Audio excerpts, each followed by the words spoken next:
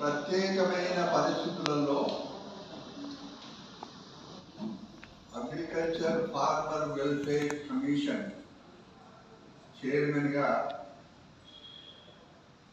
రైతుకు సంబంధించిన విషయం కాబట్టి రైతు సంక్షేమం కమిషన్లో ఒక భాగం కాబట్టి నేను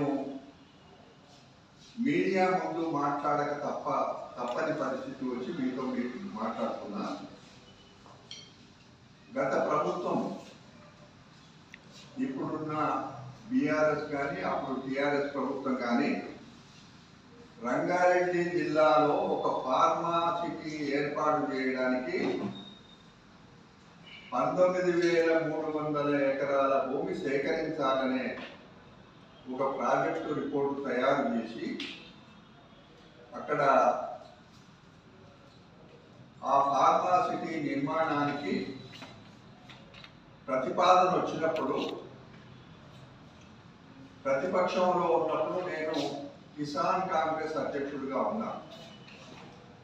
నేను ప్రత్యేకంగా అప్పటి కలెక్టర్ ఆఫీస్కి వెళ్ళి దీనికి ప్రజాభిప్రాయం సేకరించాలి, ప్రజాభిప్రాయం లేకుండా భూములు తీసుకోవడానికి వీల్లేదు అనే మాట కలెక్టర్కు చాలా వివరంగా చెప్పినప్పుడు ఒక్క నెల రోజుల పాటు కలెక్టర్ గారు ఆ ప్రజాభిప్రాయ సేకరణను వాయిదా వేశారు.